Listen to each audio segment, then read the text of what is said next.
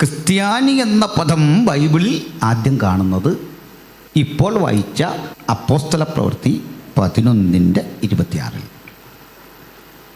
രണ്ടാമത് ഈ പദം കാണുന്നത് അപ്പോസ്തല പ്രവൃത്തി 26:28.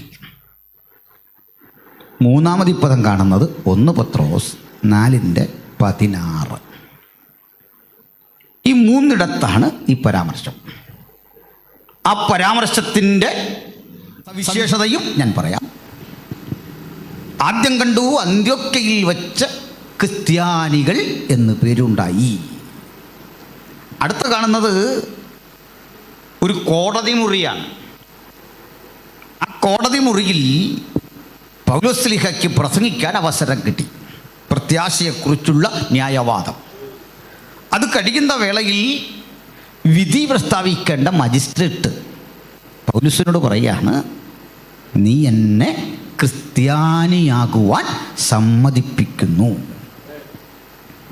മൂന്നാമത് ഈ പദം ഉപയോഗിക്കുന്നത് യേശു കർത്താവിൻ്റെ അരുമശിഷ്യനായ പത്രോസാണ്. ക്രിസ്ത്യാനി ആയിട്ട് കഷ്ടം സഹിക്കേണ്ടി വന്നാൽ ലജ്ജിക്കരുത്. ഈ നാമം ധരിച്ചിട്ട് ദൈവത്തെ മഹത്വപ്പെടുത്തുക അത്രേ വേണ്ടത്. 3 കാര്യങ്ങൾ ഞാൻ ഈ വചനങ്ങളിലൂടെ പറയാം. ഒന്ന്, നമുക്കൊരാവിർഭാവ ചരിത്രമുണ്ട്. 2, നമുക്കൊരു പ്രതിവാദമുണ്ട്, അല്ലെങ്കിൽ മിഷനുണ്ട്, ദൗത്യമുണ്ട്. 3, നമുക്കൊരനുഭവമുണ്ട്. ഇതില്ലാത്ത ഒരാൾക്ക് ദൈവമകനായിരിക്കാൻ സാധിക്കില്ല. അതുകൊണ്ട് സാർ ആദ്യം ഓർമ്മപ്പെടുത്തിയതുപോലെ നിത്യതയെക്കുറിച്ചുള്ളൊരു പ്രത്യാശയും ആ മഹാദൈവത്തെ ആരാധിക്കാനുള്ള വ്യഗ്രതയും അതിനപ്പുറത്തുള്ള ഒരജണ്ടകളും ഇന്ന് പകൽ ഇവിടെ പ്രസക്തമായിരിക്കുന്നില്ല. നമുക്ക് ഹൃദയങ്ങളെല്ലാം തമ്പുരാൻ്റെ മുമ്പിൽ ഏകാഗ്രപ്പെടുത്തി വചനത്തെ കേൾക്കാൻ പ്രാർത്ഥനയോടായിരിക്കാം. സന്തോഷമാണോ? എനിക്കൊന്നും എന്നെ കാണാൻ വയ്യാത്ത ഒരു പ്രശ്നമുണ്ട്. ഞാനും ഇവിടെ നിൽക്കുമ്പോൾ ഒരു മൊബൈൽ മോർച്ചറി പോലൊക്കെ എനിക്ക് തോന്നുന്നു. പേടിയും ചെറുതായിട്ടുണ്ട്. ഇപ്പം എന്ത് ചെയ്യുക, നമ്മുടെ ശരീര ഭൂമിശാസ്ത്രം ഇങ്ങനെ ആയിപ്പോയി. അല്ലെങ്കിൽ നമ്മുടെ അളവിൽ എങ്ങും ഇങ്ങനൊരു പുൽപ്പറ്റില്ല. ഇതിവിടെ മാത്രമല്ല. അതുകൊണ്ട് ഞാനിങ്ങോട്ട് നടന്നൊക്കെ സംസാരിക്കാൻ നോക്കാം. അപ്പോൾ എന്നെ കാണാനായിട്ട് പറ്റും. സന്തോഷമല്ലേ? തന്നെയല്ല, എന്നെ ഒത്തിരി കാണാതിരിക്കുന്നതാണ് നിങ്ങൾക്ക് നല്ലത്. അപ്പോൾ അതുകൊണ്ട് ഈ ശബ്ദം അങ്ങ് എത്തുന്നുണ്ടല്ലോ, അത് തന്നെ ധാരാളം. നമ്മൾ വായിച്ചതിലേക്ക് അടുത്ത് വരാം. ആദ്യം ശിഷ്യന്മാർക്ക് അന്ത്യോക്യയിൽ വച്ച് ക്രിസ്ത്യാനികളെന്ന് പേരുണ്ടായി. ഞാൻ അതിൻ്റെ ഉള്ളടക്കം ഒന്ന് പറയുകയാണ്. 2 സ്ഥലങ്ങളുണ്ട് അന്ത്യോക്യ എന്ന പേരിൽ. അതിലൊന്ന് അത്ര പ്രസിദ്ധമല്ല.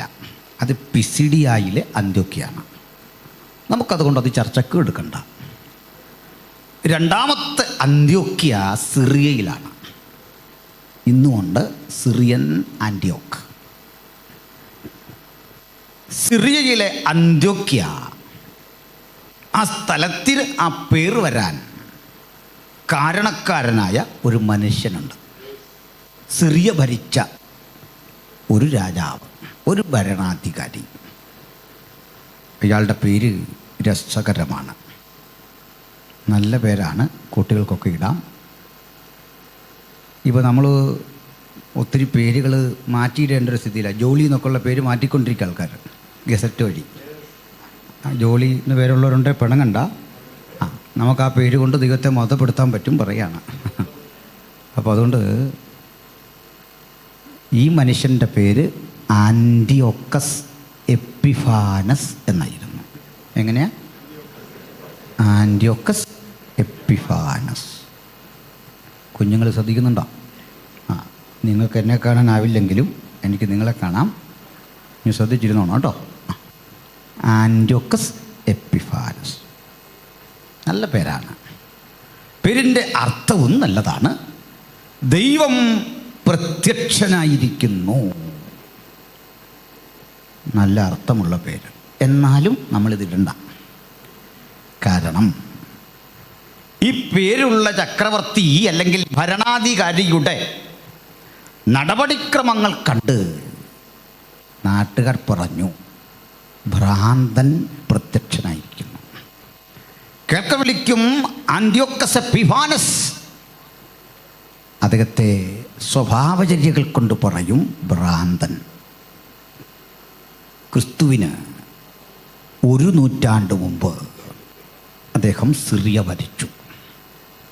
നമ്മുടെ കർത്താവ് വരുന്നതിന് 1 നൂറ്റാണ്ട് മുമ്പ് ഈ മനുഷ്യൻ ഒരിക്കൽ യെരുസലേമിലേക്ക് യാത്രയായി. യെരുസലേമിലേക്ക് യാത്രയായ അന്ത്യോക്കസ് ചരിത്രപ്രസിദ്ധമായ യെരുസലേം ദേവാലയത്തിൻ്റെ മുമ്പിലെത്തി. ആ ദേവാലയത്തിനൊരു പ്രത്യേകതയുണ്ട്. ലോകത്ത് യഹൂദനുള്ള ഒരേ ഒരു ഭൗതിക ആലയം. സമാഗമന കൂടാരമൊക്കെ ഉണ്ടായിരുന്നു. പക്ഷേ യഹൂദൻ അവൻ്റേതെന്ന് ആത്മാർത്ഥമായി വിശ്വസിക്കുന്ന, ദൈവ സാന്നിധ്യമുണ്ടെന്ന് അവൻ കരുതുന്ന, ദൈവനിയോഗമുണ്ട് എന്നവൻ വിശ്വസിക്കുന്ന ഒരേ ഒരാലയം യെരുശലേം ദേവാലയം. ആ ദേവാലയത്തിൽ ഏവർക്കും പ്രവേശനമില്ല. അതുകൊണ്ട് അന്ത്യോക്കസും പടയാളികളും വരുമ്പോൾ വാതിൽ കാവൽക്കാരൻ പറഞ്ഞു, പ്രഭു, അങ്ങയോട് ഞങ്ങൾക്ക് ആദരവ്, അങ്ങയോട് ഞങ്ങൾക്ക് ബഹുമാനം. പക്ഷേ എല്ലാവർക്കും ഇതിൽ കടക്കാനാവില്ല. അന്ത്യോക്കസ് വിട്ടില്ല. വാതിൽ കാവൽക്കാരൻ്റെ തല കറുത്തു മാറ്റി. വഴിതടഞ്ഞവരെ മുഴുവൻ നിഗ്രഹിച്ച് ഇതിനുള്ളിലേക്ക് താൻ ഓടിക്കയറി. ചെറുത്തു നിന്നവരെയൊക്കെ വാളിൻ്റെ വായ്ത്തലക്കരിഞ്ഞ് ആലയം പിടിച്ചെടുത്തു. ആലയം സ്വന്തമാക്കി മാറ്റി. ആലയം കാൽക്കീഴിലാക്കി കഴിഞ്ഞിട്ട് അദ്ദേഹം പറഞ്ഞു, ഭക്തജനങ്ങളാരും പോകരുത്, ഇത് നിങ്ങൾക്കുള്ള ഇടമാ, നിങ്ങൾക്കിവിടെ വരാം, നിങ്ങൾക്ക് യഹോവയെ ആരാധിക്കാം, യാതൊരു തടസ്സവുമില്ല. പക്ഷേ ഇതിൻ്റെ നിയന്ത്രണം ഇനി മുതൽ തനിക്കാണ്. ഈ പ്രോപ്പർട്ടി തനിക്കാണ്. ഇതിനകത്ത് മറ്റാർക്കും അവകാശമില്ല.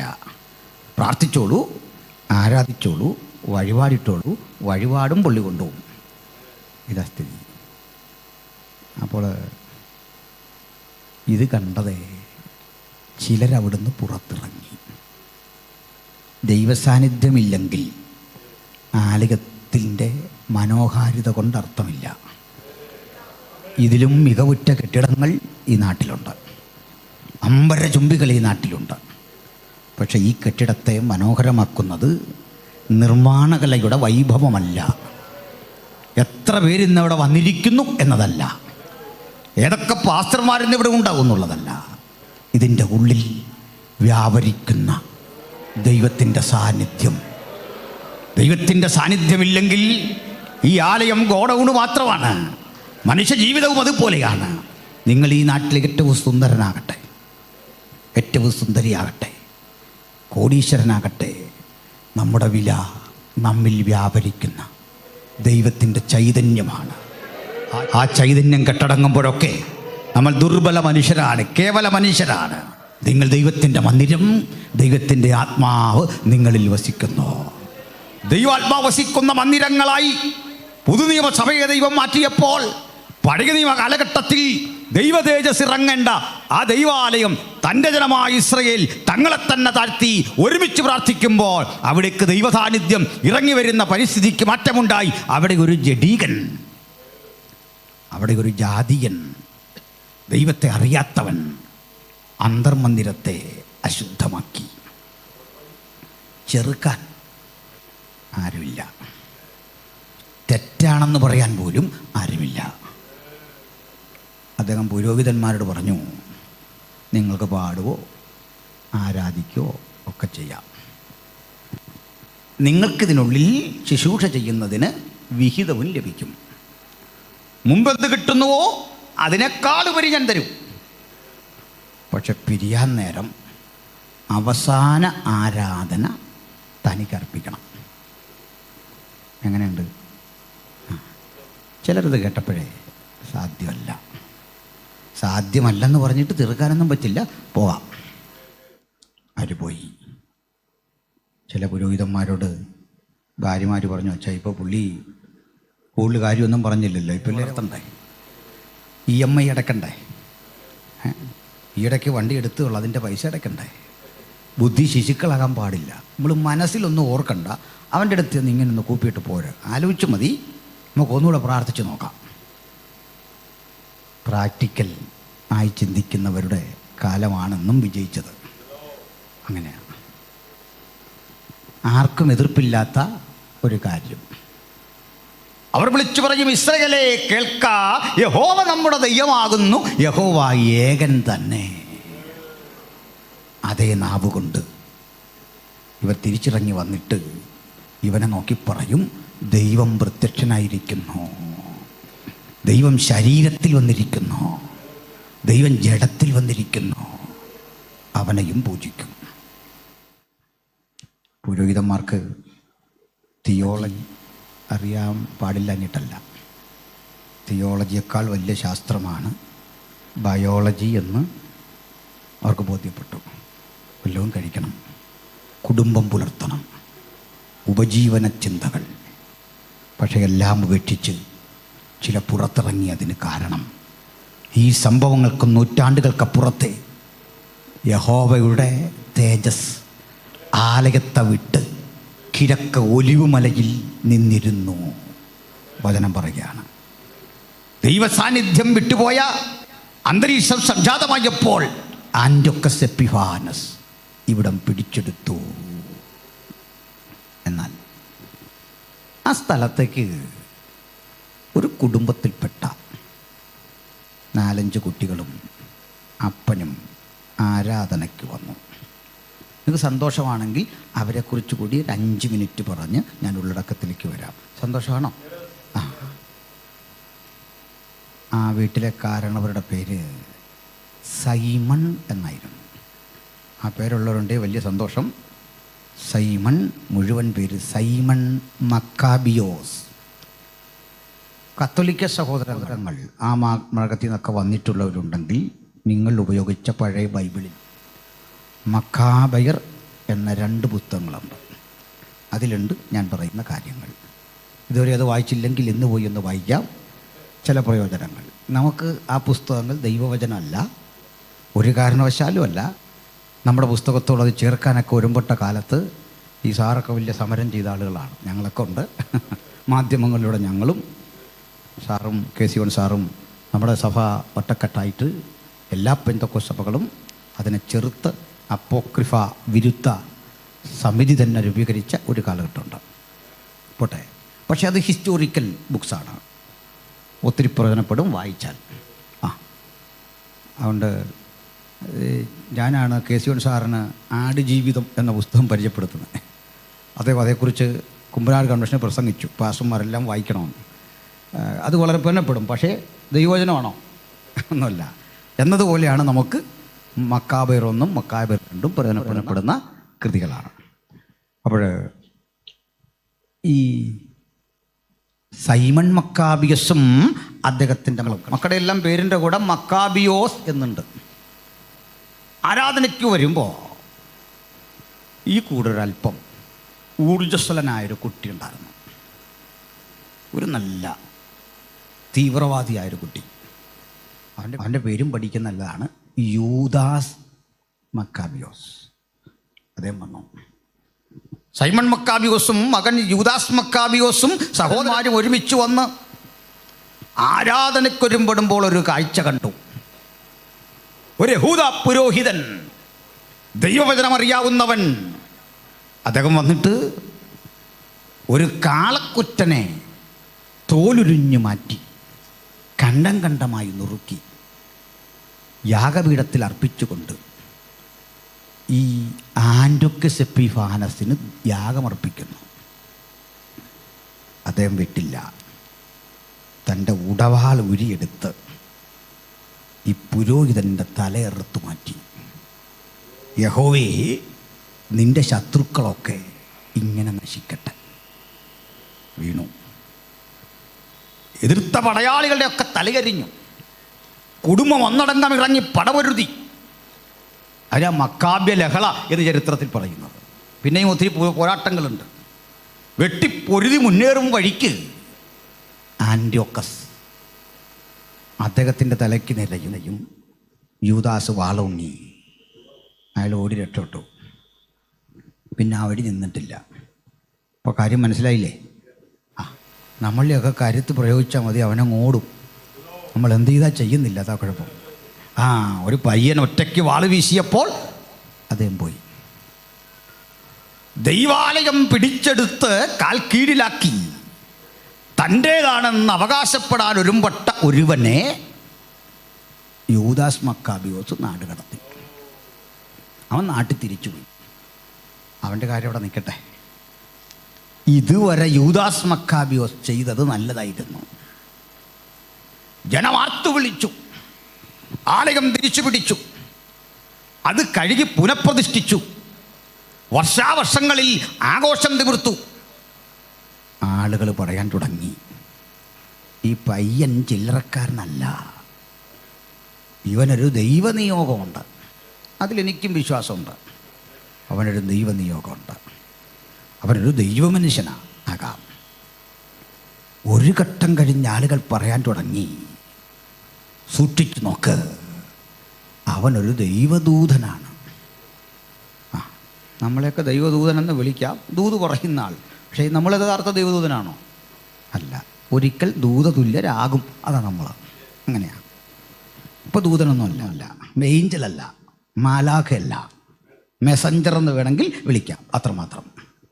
പക്ഷേ അടുത്ത ഘട്ടം ചിലർ പറഞ്ഞു, ആരാണ് ഈ യൂദാസ് മക്കാബിയോസ് എന്നറിയണ്ടേ?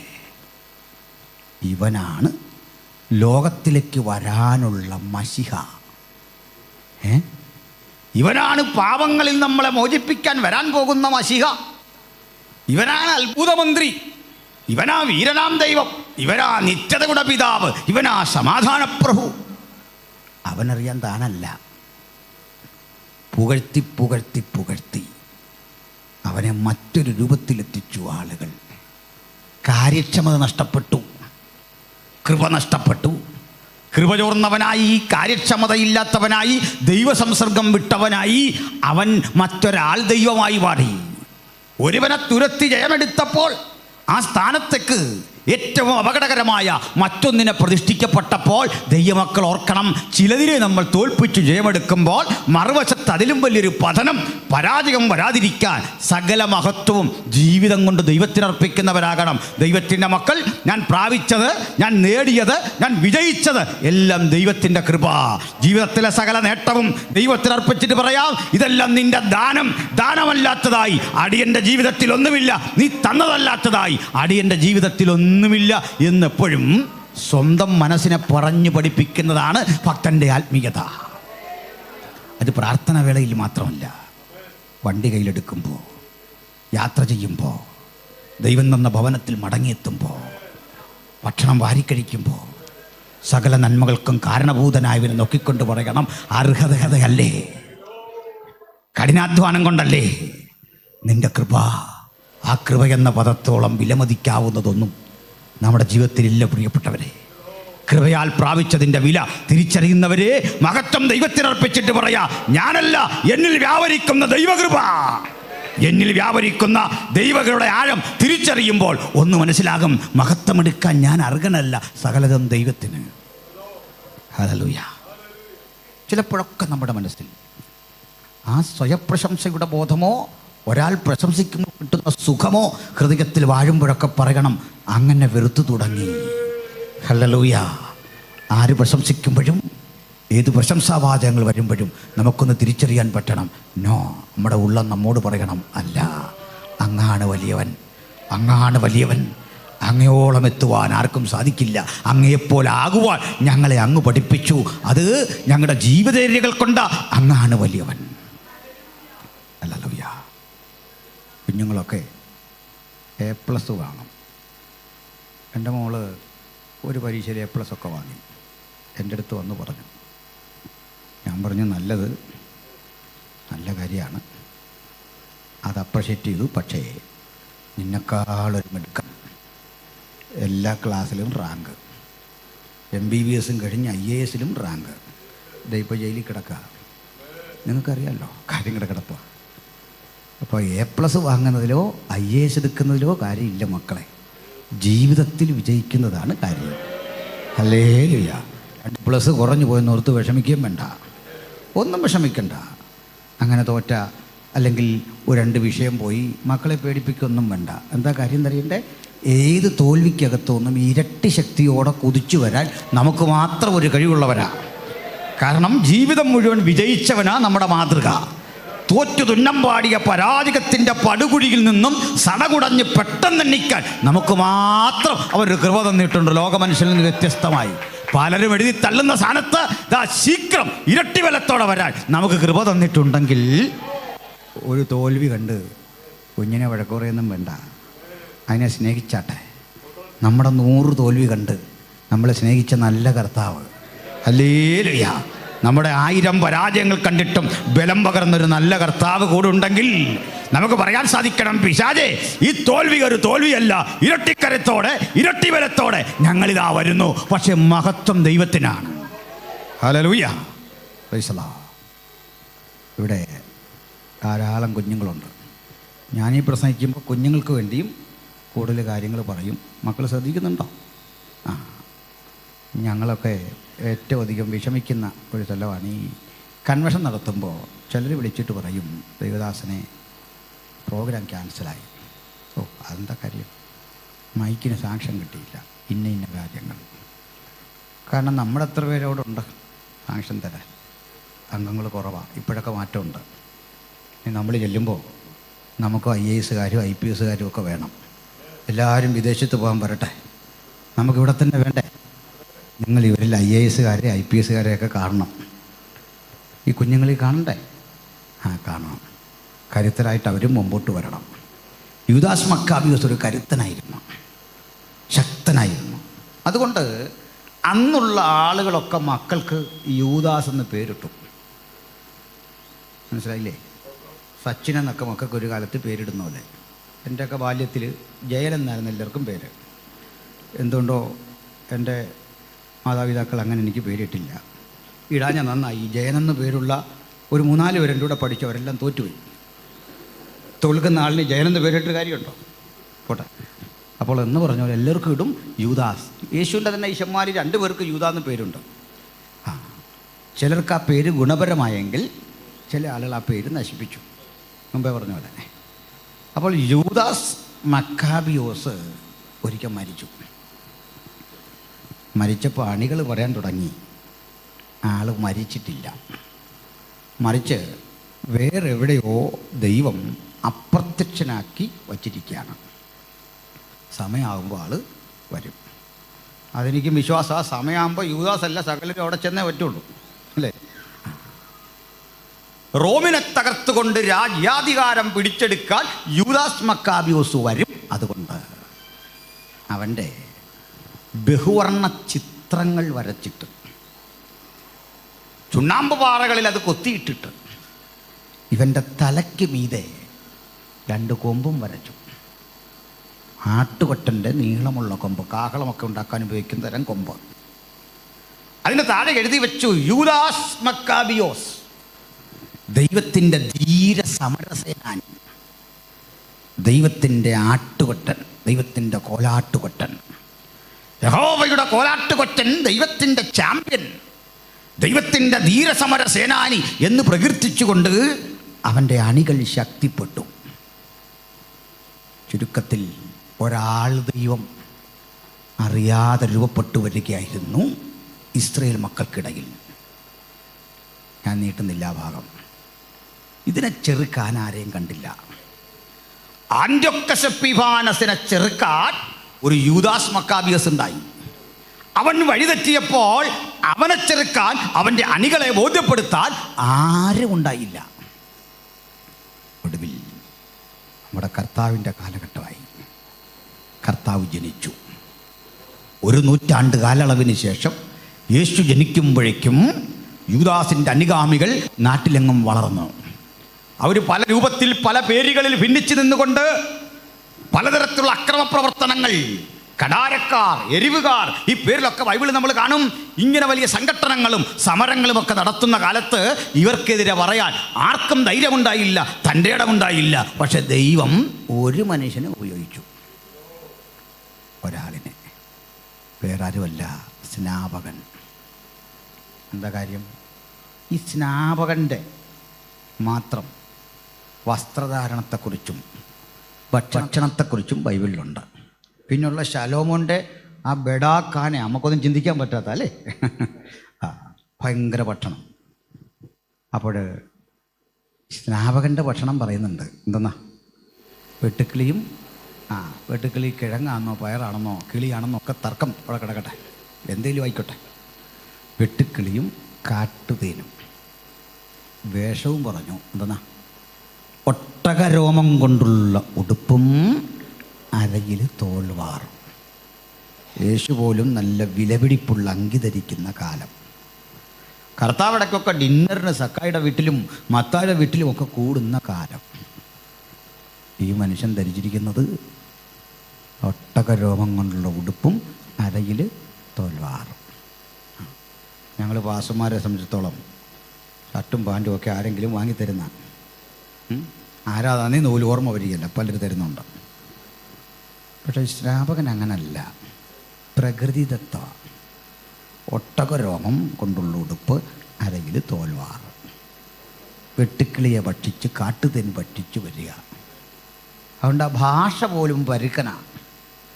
മര്യാദയ്ക്കൊരു അഭിസംബോധന പോലുമില്ല. പ്രസംഗം അങ്ങോട്ട് തുടങ്ങി കത്തി തകർത്തിങ്ങോട്ട് വരും വഴിക്ക് 100 വർഷം പഴക്കമുള്ള ഒരു ബന്ധനം തകർക്കുന്ന പ്രയോഗം. 100 വർഷങ്ങളായി ജനങ്ങൾക്കിടയിൽ സ്ഥാപിക്കപ്പെട്ട് ഉറപ്പിക്കപ്പെട്ടു പോയ നിഗൂഢമായൊരു ബോധത്തെ, വന്യമായൊരു ചിന്തയെ നിരാകരിച്ചുകൊണ്ട് സ്നാപകൻ പറയുക, പ്രസംഗിക്കുക.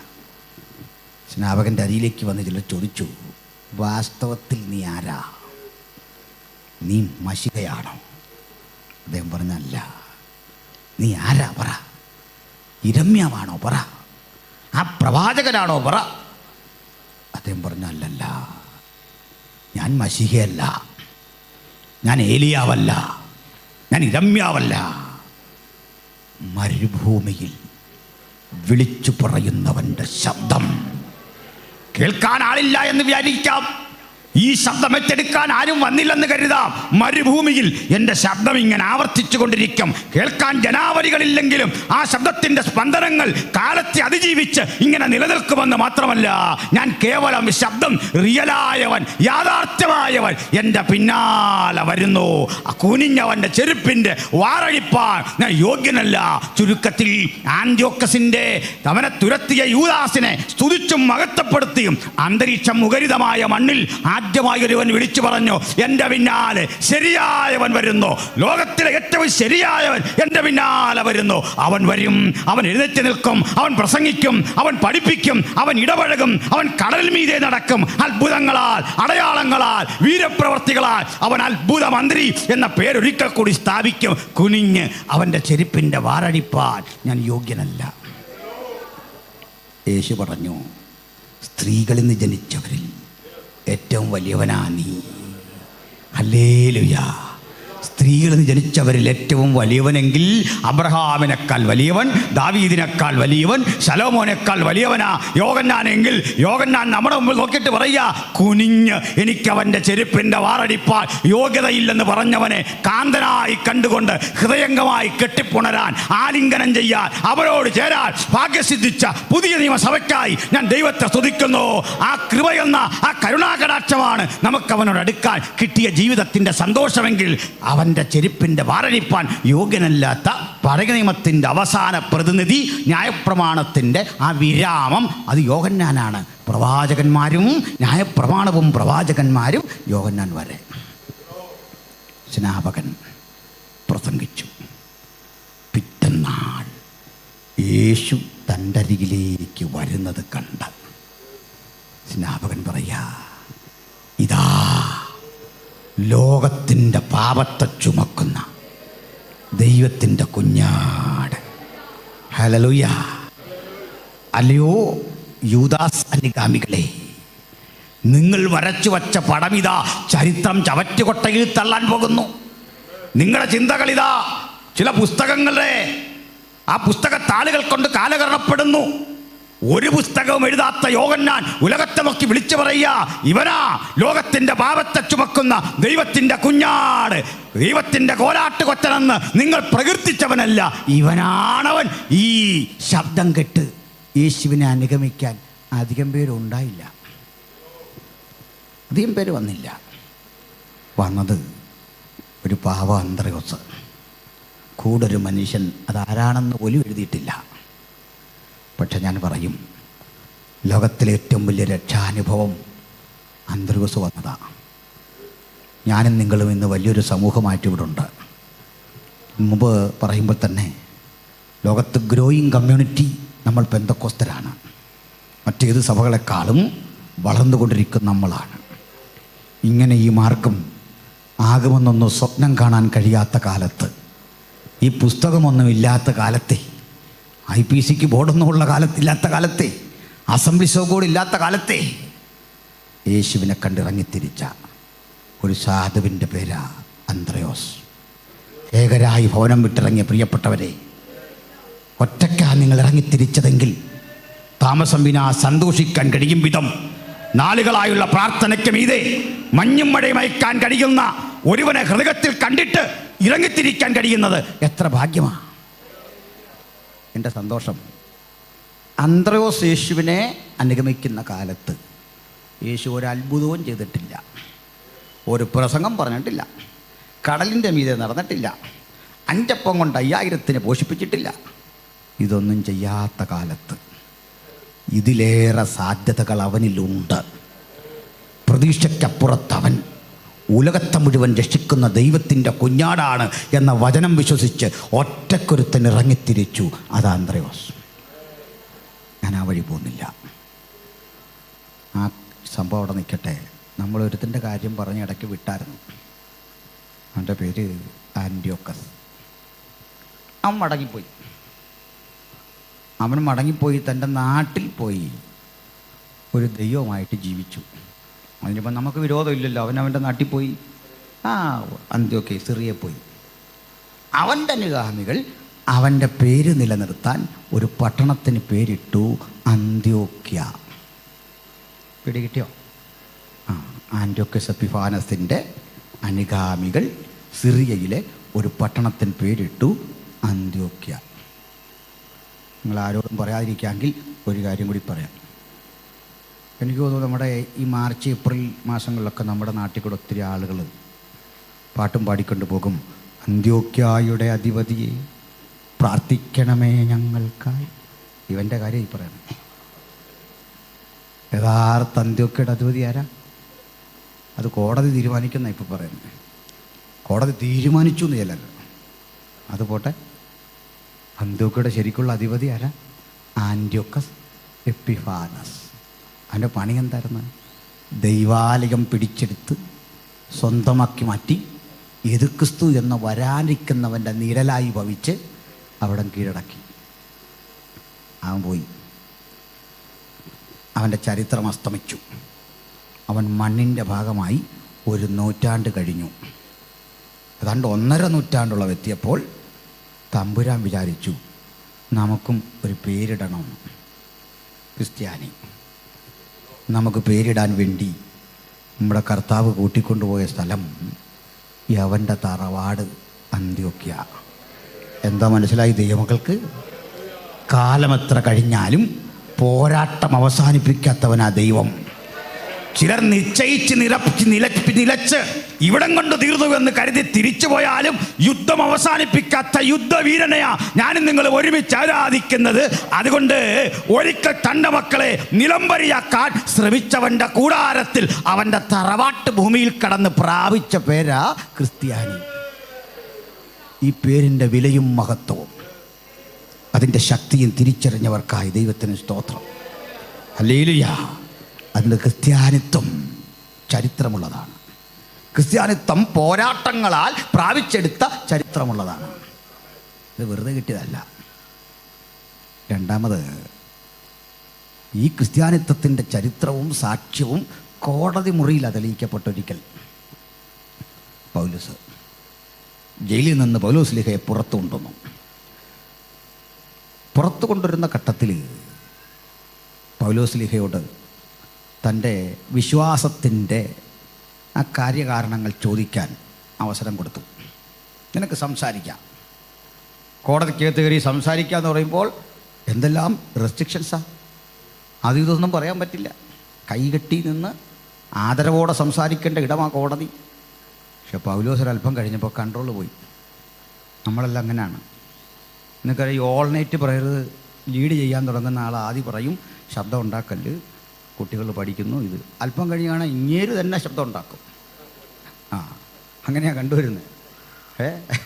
അങ്ങനെ അതാ അതിൻ്റെ സംഭവം. ഞാൻ ബ്രദറുകാരുമായിട്ടുള്ളൊരു ഡിബേറ്റിൽ പറഞ്ഞു, ഇപ്പോൾ ഇത് തെളിയിക്കാൻ വലിയ ബുദ്ധിമുട്ടില്ല, നിങ്ങളൊരു 10-20 മിനിറ്റ് ഞങ്ങളുടെ പ്രാർത്ഥനയിലിരിക്കുക.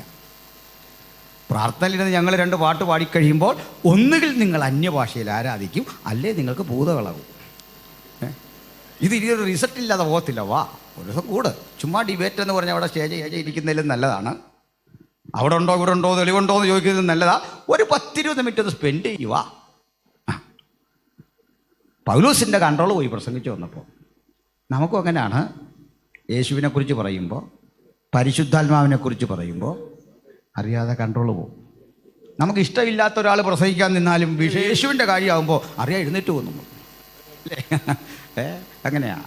ഇപ്പോൾ ടി വിയിലൊക്കെ കണ്ട് അച്ഛന്മാർ പ്രസംഗിക്കാൻ നിന്നാലും നമുക്കൊരു മുൻവിധിയുണ്ട്. അച്ഛൻ എന്തോ പറയാൻ 5-10 മിനിറ്റ് കഴിയുമ്പോൾ യേശുവിൻ്റെ കാര്യം വന്ന് കഴിയുമ്പോൾ അതാ ഈ നാമത്തിൻ്റെ ശക്തി. ഹല്ലേലൂയ. അപ്പോൾ പൗലോസ് പ്രസംഗിച്ച് അതിൻ്റെ തീവ്രതയിലെത്തിക്കഴിഞ്ഞപ്പോൾ മജിസ്ട്രേറ്റ് എണീറ്റു പറഞ്ഞു, നീ എന്നെ ക്രിസ്ത്യാനിയാകുവാൻ സമ്മതിപ്പിക്കുന്നു. നമ്മളാണെങ്കിൽ പറയാം അങ്ങനൊന്നും ഇല്ല, ഇത് മതപരിവർത്തനം അല്ലെന്ന് പറഞ്ഞ് ജാമ്യം എടുക്കും. ഇത് മതപരിവർത്തനം അല്ലെന്നൊന്നും പറയാൻ നടക്കുന്ന കാര്യമില്ല. നമുക്കകത്ത് പറയാനുള്ളതേ ഉള്ളൂ മതമല്ലെന്നൊക്കെ. മതം പൂരിപ്പിക്കുന്ന കോളത്തിൽ മതമില്ലെന്ന് എഴുതുകയാണോ? അവിടെ എഴുതിയിട്ടുണ്ട് മതമെന്നൊക്കെ. ലീഗലി ഇത് മതം തന്നെയാണ്. ലീഗലി നമുക്കല്ലെന്ന് പ്രസംഗിക്കാം. പോട്ടെ. ഒരാൾ സ്നാനപ്പെട്ടാൽ അതിന് ലോകം മതപരിവർത്തനമെന്ന് തന്നെ പേരിടും. അതുകൊണ്ട് അല്ലെന്നൊന്നും പറയാൻ പറ്റില്ല. പുറത്ത് പൗലോസിനോട് ചോദിച്ചു, നീ ക്രിസ്ത്യാനിയാകാൻ സമ്മതിപ്പിക്കുന്നു? അദ്ദേഹം പറയാ, അല്ലയോ രാജാവേ, നീയല്ല, ഇവിടെ കൂടിയിരിക്കുന്ന സകലരും, ഈ ശബ്ദം കേൾക്കുന്ന സകലരും, ഈ ശബ്ദതരംഗങ്ങൾ ആരുടെയൊക്കെ കാതുകളിൽ ചെന്നലയ്ക്കുന്നുവോ അവർ മുഴുവനും. എന്നിട്ട് ഭരണകൂടം തന്നെ ധരിപ്പിച്ച ഒരു ചങ്ങല ഇങ്ങനെ ഉയർത്തിക്കാട്ടി. ഏറ്റവും ഒരു ക്രൈസ്തവ പ്രഭാഷകന് അസൂയ തോന്നുന്ന രംഗമാണ് ചങ്ങല ധരിച്ചുള്ള ആ പ്രസംഗം. ഹല്ലേലൂയ. ഈ വേദിയിൽ നിന്ന് പ്രസംഗിക്കുന്നതിനേക്കാൾ, കുമ്പനാട് നിന്ന് പ്രസംഗിക്കുന്നതിനേക്കാൾ, പുത്തിരിക്കണ്ടം മൈതാനത്ത് പ്രസംഗിക്കുന്നതിനേക്കാൾ ഞങ്ങൾ വിലമതിക്കുന്നു സ്റ്റേജിൽ നിന്നുകൊണ്ട്, കോടതി മുറിക്കുള്ളിൽ നിന്ന്, പ്രതിക്കൂട്ടിൽ നിന്നിട്ട് ഈ കരം ഇങ്ങനെ ഒന്ന് ഉയർത്താൻ ശ്രമിക്കുക. പക്ഷെ ഉയരില്ല കരം. എന്താണെന്നറിയണ്ടേ? ഒരു കാലിൽ നിന്ന് ഒരു കൈയിലേക്കും അടുത്ത കാലിൽ നിന്ന് അടുത്ത കൈയിലേക്കും എക്സ് ആകൃതിയിലാണ് ഈ ചങ്ങല കെട്ടുന്നത്. അതും ഒരാളുടെ പൊക്കത്തേക്കാൾ കുറച്ച ചങ്ങല. അതുകൊണ്ട് ബുദ്ധിമുട്ടി ഇങ്ങനെ നിൽക്കണം. നിവരെ നിൽക്കാൻ പറ്റില്ല. നിവരെ നിൽക്കാൻ പൗലോസിന് ദ്രാണിയില്ലെങ്കിലും ആ പൗലോസ് ഉയർത്തുന്ന സുവിശേഷം എങ്ങും തലകുണിച്ച ചരിത്രമില്ല. ബന്ധനമില്ലാത്ത സുവിശേഷം, കീഴടങ്ങാത്ത സുവിശേഷം. ആ സുവിശേഷത്തിന്റെ പ്രതിവാദത്തിന് കർത്തൃദാസൻ അങ്ങോട്ട് നിവരെ നിന്നിട്ട് പ്രസംഗിക്കുക. എന്താ പ്രസംഗം? അല്ലയോ പ്രഭോ, ഈ ചങ്ങലയൊഴികെ സകലത്തിലും നീയും എന്നെപ്പോലാകണം. നമുക്ക് ലോകത്തോട് മുഴുവൻ വിളിച്ചു പറയാ, ഞങ്ങൾക്ക് പ്രാരാബ്ദങ്ങളുണ്ട്, കഷ്ടതകളുണ്ട്, ഞങ്ങൾക്ക് പേടിപ്പെടുത്തുന്ന അനുഭവങ്ങളുണ്ട്, മരണഭീതി ഞങ്ങളുടെ തൊട്ടുമുമ്പിലുണ്ട്. പക്ഷേ അതൊക്കെ ഒന്ന് ഒഴിവാക്കിയിട്ട് പറയാ, അതിനെ അതിജീവിക്കുന്ന ഞങ്ങളുടെ ഈ പ്രത്യാശ, ആ പ്രത്യാശ അതിജീവിക്കാൻ ലോകത്തെ മുഴുവൻ ക്ഷണിക്കുന്ന മാർഗമാണ് യേശുവിൻ്റെ മാർഗം, സുവിശേഷത്തിൻ്റെ മാർഗം. ഈ ചങ്ങലയൊഴികെ സകലത്തിലും നീയും എന്നെപ്പോലെ ആയെങ്കിൽ കൊള്ളായിരുന്നു. സ്തോത്രം. അവസാന ഘട്ടം നമ്മൾ കാണുന്നത് മറ്റൊരിടത്താണ്. ധന്യനായ പത്രോസ് തൻ്റെ സുവിശേഷത്തിൽ, തൻ്റെ ലേഖനത്തിൽ പറയുക, ക്രിസ്ത്യാനിയായിട്ട് കഷ്ടം സഹിക്കേണ്ടി വന്നാൽ ലജ്ജിക്കരുത്. ആ നാമം എത്ര മനോഹരമാണത്. നമ്മുടെ പൂർവികരൊക്കെ പഠിച്ചതും പഠിപ്പിച്ചതും ആ കഷ്ടതയുടെ സുഖമായിരുന്നു. ഹല്ലേലൂയ. അതുകൊണ്ട് കഷ്ടത നമ്മുടെ സുവിശേഷമല്ല. നമ്മൾ കഷ്ടതയുടെ സുവിശേഷമോ സമൃദ്ധിയുടെ സുവിശേഷമോ അല്ല പ്രസംഗിക്കുക. അങ്ങനൊന്നും സുവിശേഷം ഇല്ല. സുവിശേഷം ഒന്നേ ഉള്ളൂ. സ്തോത്രം. പക്ഷേ എൻ്റെ ഒരു നിർദ്ദേശം, ബഹുമാനപ്പെട്ട കെ.സി. തോമസ് സാറിൻ്റെ ഒരു കൃതി തന്നെ ഉണ്ട്, എബ്രായ ലേഖനത്തിൻ്റെ 33 പ്രസംഗങ്ങൾ. ഞാൻ 93-94 കാലയളവിൽ അത് വായിച്ചതാണ്. എബ്രായ ലേഖനത്തിൽ സഭയിൽ 2 തരം മെമ്പർഷിപ്പ് ഞാൻ കണ്ടുപിടിച്ചു. 11 അധ്യായത്തിലാണ്. ഒരു കൂട്ടരുടെ കാര്യം പറയുക. ചിലർ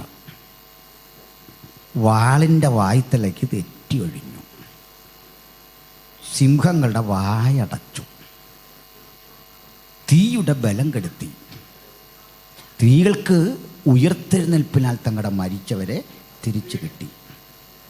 ആത്മീയത തന്നെയാണ്. സഭയിൽ ഇങ്ങനെയുള്ളവരുണ്ട്. വേറെ ചിലർ നേരെ ഓപ്പോസിറ്റാണ്. അവർ വാള് വന്നപ്പോൾ തെറ്റുവഴിയല്ല, വാളിനേൽപ്പിച്ചു കൊടുത്തു. ഉദ്ധാരണം കൈക്കൊള്ളാതെ ഭേദ്യമേറ്റു. ചമ്മട്ടി, ചങ്ങല, തടവ് ഇതെല്ലാം അനുഭവിച്ചു. എൻ്റെ അർത്ഥം എന്താ?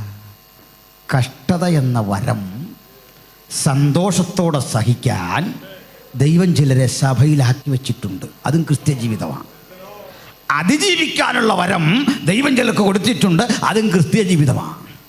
ഭക്തൻ വാള് കണ്ടാൽ പറയണം, ആ വാളിനാൽ എനിക്ക് വെട്ടേറ്റാലും വാളിനാൽ വെട്ടേൽക്കാതെ രക്ഷപ്പെട്ടാലും മഹത്വം ദൈവത്തിനുള്ളതാ. ഭക്തൻ പറയണം, രോഗത്താൽ ഇഹലോകം വിട്ടു പോകേണ്ടി വന്നാലും അത്ഭുത വിടുതൽ കിട്ടിയാലും ഈ ജീവിതം യേശുവിനുള്ളതാ.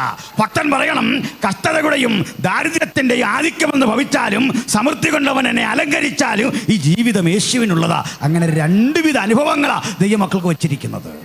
ഇത് രണ്ടും പരാജയമല്ല, മഹാജയമാണ്. ഹല്ലേലൂയ. ഉദാഹരണം, യോഹന്നാൻ തീച്ചൂളയിലിട്ടു, എണ്ണയ്ക്കകത്തിട്ടു, നാട് കടത്തി, ഒന്നും പറ്റിയില്ല. Price the Lord. മറ്റൊരു ഉദാഹരണം എഴുതിയ പത്രോസ് ക്രൂശിക്കും എന്ന് പറഞ്ഞപ്പോൾ പുള്ളി പറഞ്ഞു, അത് തലകീഴായിക്കോട്ടെ എന്ന് പറഞ്ഞു. അങ്ങനെ പാരമ്പര്യം. എല്ലായിടത്തും ദ്രുതഗതി കാണിക്കുന്ന ആ മനുഷ്യനുണ്ടല്ലോ, അവിടെ ചെന്നപ്പോഴും ആ ദ്രുതഗതി കാണിച്ചു. ക്രൂശിക്കുകയാണെങ്കിൽ നിങ്ങൾ തലകീഴാട്ടം ക്രൂശിച്ചോ. പേടി വന്നോ? ഇല്ല. പ്രിയപ്പെട്ടവർ പറയട്ടെ, ഏത് പരിശോധനയ്ക്കും മുമ്പിൽ നമുക്ക് 2 വഴി ദൈവം വെച്ചിട്ടുണ്ട്. 2 വഴി. ചിലർക്കതിനെ വാളിൻ്റെ വായ്ത്തലക്ക് തെറ്റി ഒഴിയുന്ന സാക്ഷ്യം. ഇന്നൊരു ബ്രദർ പറഞ്ഞു, മരണത്തിൻ്റെ മുമ്പിൽ അത്ഭുതകരമായി രക്ഷപ്പെട്ട സാക്ഷ്യം. ഖേദകരമെങ്കിലും മറ്റൊന്നുകൂടി പറയട്ടെ, ഓപ്പോസിറ്റാ, അദ്ദേഹത്തെ ബന്ധത്തിലല്ല. എനിക്കോ നിങ്ങൾക്കോ നാളെ ഉലകം അത്യാഹിതം എന്ന് പറയുന്ന ഒന്ന് ഭവിച്ചാലും പറയണം, ദൈവനാമത്തിന് മഹത്വം. ഉൾക്കൊള്ളാനൊരൽപ്പം മടിയുണ്ടാ രംഗം, യാഥാർത്ഥ്യത്തെ അഭിമുഖീകരിക്കാൻ നമുക്കൊരൽപ്പം പ്രയാസമുണ്ട്. അപ്പോഴും ഭക്തന് പറയാൻ കഴിയണം, വിട്ടുപിരിഞ്ഞ് ക്രിസ്തുവിനോട് കൂടെ ആയിരിക്കുന്നത് എനിക്കേറെ നല്ലത്. ആ മഹത്തര ജീവിതമാണ് ക്രിസ്ത്യ ജീവിതമെങ്കിൽ പത്രോസ്ലീഹ പഠിപ്പിക്കുക, ക്രിസ്ത്യാനിയായിട്ട് കഷ്ടം സഹിക്കേണ്ടി വന്നാൽ ലജ്ജിക്കരുത്. ഈ നാമം ധരിച്ചിട്ട് ദൈവത്തെ മഹത്വപ്പെടുത്തണം. നമ്മൾ പെന്തക്കോസ്ത് സഭകൾ, നമ്മുടെ പൂർവികർ ഒട്ടേറെ വില കൊടുത്ത് ആരംഭിച്ച മാർഗമായത്. ഞാൻ ഒരു ക്ലാസ്സിൽ പറഞ്ഞു, കേവലം ഒരു തൃശ്ശൂരിലെ ഒരു ടീ ഷോപ്പിൽ കാൻറ്റീനിൽ മാനേജരായി പണമൊക്കെ വാങ്ങുന്ന വലിയ തസ്തികയൊന്നുമില്ല, അവിടുന്ന് ജോലി ചെയ്തൊരു മനുഷ്യനാണ് നമ്മുടെ CM ആയി മാറിയ കെ. കരിങ്ങാകരൻ. അദ്ദേഹം രാഷ്ട്രീയ പ്രവർത്തനം തുടങ്ങുമ്പോൾ ജീവിതത്തിൽ ഒരിക്കൽ പോലും തോന്നിയിട്ടില്ല മുഖ്യമന്ത്രിയാവുന്നു. നമ്മുടെ ഇപ്പോഴത്തെ CM അല്ലെങ്കിൽ VS, അവർ ഈ പൊളിറ്റിക്കൽ ആക്ടിവിറ്റീസ് തുടങ്ങുന്ന കാലത്ത് ഡ്രീം ചെയ്തിട്ടില്ല. ഒരു പഞ്ചായത്ത് മെമ്പറാകുമെന്ന് സ്വപ്നം കാണാൻ കഴിയാത്ത കാലത്താണ് അവരൊരാശയത്തിനിറങ്ങി തിരിച്ച്. നമ്മുടെ പൂർവികരും വ്യത്യസ്തമായിരുന്നില്ല. ഇത്രയും നമ്മൾ വളരുമെന്നൊന്നും പ്രതീക്ഷിക്കാത്ത കാലത്ത് ത്യാഗം സഹിച്ച് ലജ്ജിക്കാതെ യേശുവിനെ പ്രസംഗിച്ച ഒരു തലമുറയുടെ പിന്മുറക്കാരാണ് നമ്മൾ. ഞാൻ പറഞ്ഞ് അവസാനിപ്പിക്കുമ്പോൾ ഒന്നുറപ്പിക്കട്ടെ, നമുക്ക് വേണം ലജ്ജ കൂടാതെ യേശുവിനെ പ്രസംഗിക്കുന്ന ആളുകൾ. ഞാൻ വിശേഷിച്ച് ഇവിടെ ധാരാളം കുഞ്ഞുങ്ങളെ കാണുന്നു, ചെറുപ്പക്കാരെ കാണുന്നു. നമുക്കിവിടെ ബൈബിൾ ഇൻസ്റ്റിറ്റ്യൂട്ട് ഉണ്ടെന്നാണ് ഞാൻ ധരിച്ചിരിക്കുന്നത്. ഒരു കാലഘട്ടത്തിൽ നമ്മുടെ ദൈവദാസന്മാരൊക്കെ തലമുറകളെ പഠിപ്പിച്ചു സുവിശേഷം പ്രസംഗിക്കാൻ, യേശുവിൻ്റെ സാക്ഷികളാക്കാൻ. ഞാൻ ആദ്യം ഓർപ്പിച്ച വേദനാജനകമായ ആ വാർത്ത മനസ്സിൽ കിടക്കട്ടെ. നമുക്കിന്ന് അംഗസംഖ്യ കുറയുന്നു. ചർച്ചകളിൽ ഓർഗാനിക് ഗ്രോത്ത് മാത്രമാകുന്നു, ബയോളജിക്കൽ ഗ്രോത്ത് മാത്രമാകുന്നു. അതിനപ്പുറത്തേക്ക് ദൗത്യ നിർവ്വഹണത്തിന് കഴിയുന്ന പുത്തൻ തലമുറ സടകുടഞ്ഞെഴുന്നേൽക്കട്ടെ. ഇവിടെ ഇരിക്കുന്ന കുഞ്ഞുങ്ങൾ അധ്യാപകരോ എഞ്ചിനീയറോ IAS ആരുമാകട്ടെ, ഒന്നാം സ്ഥാനത്ത് എനിക്ക് യേശുവിനെ പ്രസംഗിക്കണം, ബാക്കി ഏത് ജോലിയും അതിന് താഴെ മാത്രം. ഒന്നാം സ്ഥാനത്ത് എനിക്ക് യേശുവിനെ സാക്ഷിക്കണം, ബാക്കി ഏതൊരു കർത്തവ്യവും അതിന് താഴെ മാത്രം എന്ന ചിന്താശേഷി ഭരിക്കുന്ന തലമുറ നമുക്ക് എഴുന്നേൽക്കട്ടെ. പ്രിയപ്പെട്ടവരെ, ഈ പ്രാർത്ഥനയ്ക്കുള്ളിൽ നിങ്ങളിൽ പലരും പ്രാർത്ഥിക്കാൻ വരും ഞങ്ങളുടെ അരികിൽ. കുഞ്ഞിൻ്റെ ഭാവിക്ക് വേണ്ടി പ്രാർത്ഥിക്കണം. എന്താ ഈ ഭാവി? പറ. നല്ല ജോലിയാണോ? വിദേശത്ത് പോകുന്നതാണോ? നല്ല സാമ്പത്തികമുള്ള തറവാട്ടിൽ പെൺകുട്ടി വിവാഹം കഴിച്ചയക്കുന്നതാണോ? ഇതൊന്നും ഭാവിയല്ലെന്ന് എനിക്ക് അഭിപ്രായമില്ല. എനിക്കും പെൺമക്കളും ഒക്കെ ഉള്ള ആളാണ്. ഇതൊക്കെ വേണ്ടി ഞാനും പ്രാർത്ഥിക്കുന്ന ആളാണ്. പക്ഷേ എത്ര പേർ പ്രാർത്ഥിക്കും എൻ്റെ കുഞ്ഞ് വിവാഹം കഴിക്കുന്ന ആളുടെ ഒന്നാമത്തെ യോഗ്യത, ആത്യന്തിക യോഗ്യത അവൻ യേശുവുള്ളവനായിരിക്കണം. അവൻ നിത്യതയെ കാക്ഷിക്കുന്നവനാകണം, പ്രത്യാശയുള്ളവനാകണം.